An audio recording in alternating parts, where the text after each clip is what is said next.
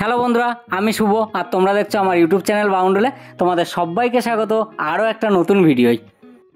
বাঙালির শ্রেষ্ঠ উৎসব দুর্গা উৎসব অলরেডি শুরু হয়ে গেছে, আর আজ ষষ্ঠী রাতে আমরা বেরিয়ে পড়লাম প্রথম পূজা পরিক্রমায়। তো তোমরাও আমাদের সঙ্গে থাকো। আমরা পূজা পরিক্রমায় কোথায় যাচ্ছি, কোন কোন প্যান্ডেল দেখছি, কোন কোন ঠাকুর দেখছি, সমস্ত কিছুই তোমাদের সঙ্গে শেয়ার করব। তো সঙ্গে থাকো আর পুরো ভিডিওটা দেখতে থাকো। এখন সময় হয়ে গেছে রাত্রি 11:30, আর আমরা কল্যাণী কাঁসাপাড়া যাওয়ার আগে বাড়ির কাছে খুব সুন্দর একটা পূজা মণ্ডপ দেখতে চলে এলাম। এটা হচ্ছে নৈহাটি রাজেন্দ্রপুর মৎস্য বাজারে। তো চলো তোমরা দেখে নাও পূজা মণ্ডপটা আর সেই সঙ্গে এখানকার ঠাকুর।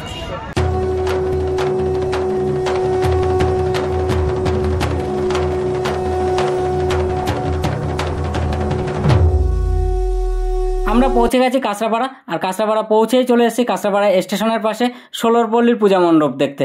তো দেখে নাও এইখানকার পূজা মণ্ডপটি করেছে একটা পালতোলা নৌকার আদলে। তো চলো আস্তে আস্তে ভেতরের দিকে যাই, গিয়ে প্যান্ডেলের ভেতরটা আর সেই সঙ্গে ঠাকুরটা তোমাদেরকে দেখাই।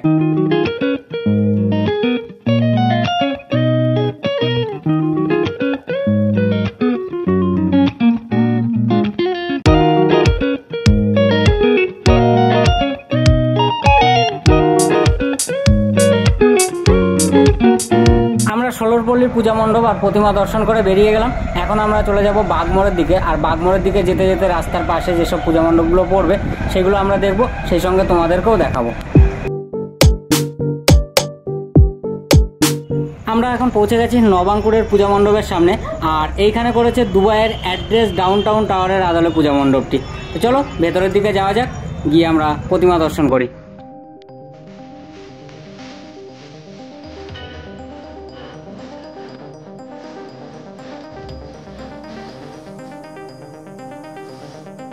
আমরা পৌঁছে গেছি নবাঙ্কুরের পূজা মণ্ডপের ভেতরে।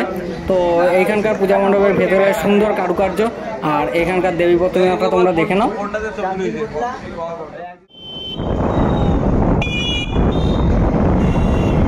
আমরা পৌঁছে গেলাম কাঁচরাপাড়া আরও একটা পূজা মণ্ডপের সামনে। আস্তে আস্তে আমরা এখন ভেতরের দিকে যাব, ভেতরে গিয়ে এখানকার প্রতিমা দর্শন করব।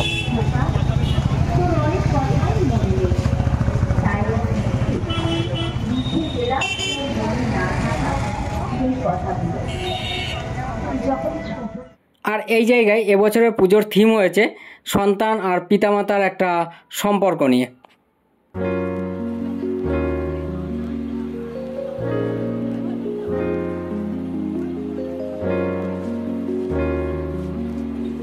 আমরা পৌঁছে গেলাম বাগমোড়ের ত্রিপর্ণ পূজা মণ্ডপের সামনে, আর এই জায়গায় এবছরের থিম সমুদ্রের তলদেশ।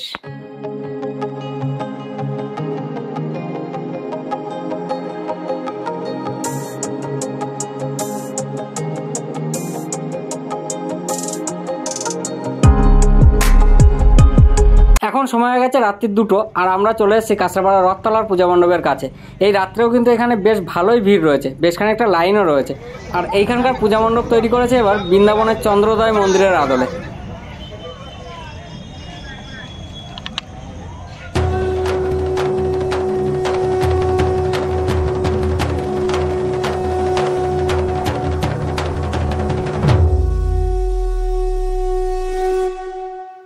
আমরা রথতলার পূজা মণ্ডপ আর দুর্গা প্রতিমা দেখে বাইরে বেরোলাম, আর দেখো এখানে কিন্তু বেশ ভালোই বড় মেলা বসেছে।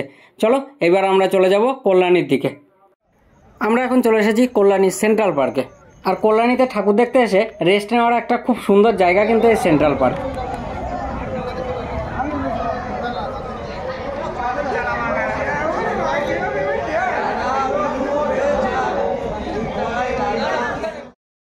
সেন্ট্রাল পার্কের পূজা মণ্ডপ আর প্রতিমা দর্শন করে আমরা এখন চলে এসেছি বোট পার্কে, আর এই হচ্ছে বোট পার্কের পূজা মণ্ডপ। এবার আমরা আস্তে আস্তে ভেতরে যাব, গিয়ে প্রতিমা দর্শন করব। চলো তোমরাও আমাদের সঙ্গে সঙ্গে।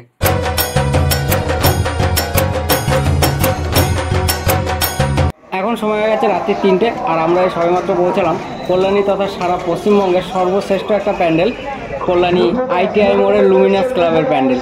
তো চলো তোমরা দেখে নাও। এই রাত্রি 3টের সময় এখন এই ITI মোড়ের প্যান্ডেলে কিন্তু ভালোই ভিড় রয়েছে।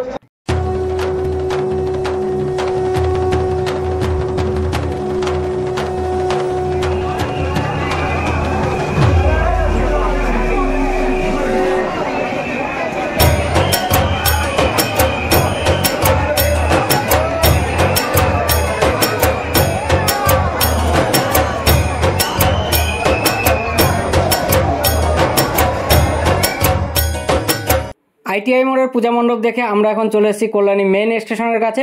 আর এইখানে আমরা চলে এসেছি দেখো এই পূজা মণ্ডপটার সামনে। চলো আস্তে আস্তে কাছে যাই, কাছে গিয়ে আরো সুন্দরভাবে আমরা দেখি আর সেই সঙ্গে তোমাদেরকেও দেখাই।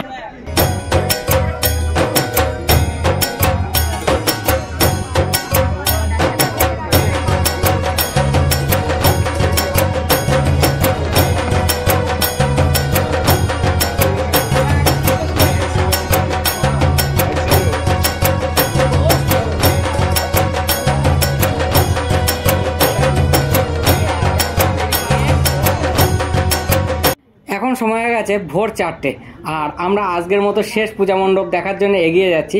আর দেখো এই ভোর 4টের সময় কি পরিমাণে ভিড়। আমরা প্রায় 30 মিনিট লাইন দিয়ে পৌঁছে গেলাম কল্যাণীতে সেই 4 ধামের আদলে তৈরি পূজা মণ্ডপের সামনে।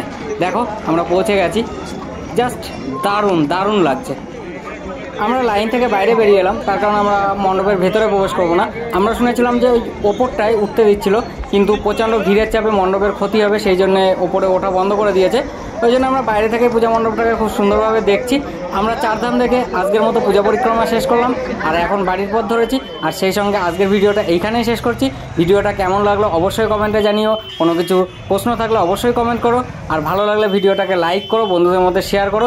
আর যারা এখনও চ্যানেলটাকে সাবস্ক্রাইব করোনি, চ্যানেলটাকে সাবস্ক্রাইব করে পাশে থাকো। তো চলো আজকের মতো টাটা, বাই বাই। দেখা হচ্ছে আবার নতুন কোনো জায়গায় নতুন কোনো ভিডিওয়।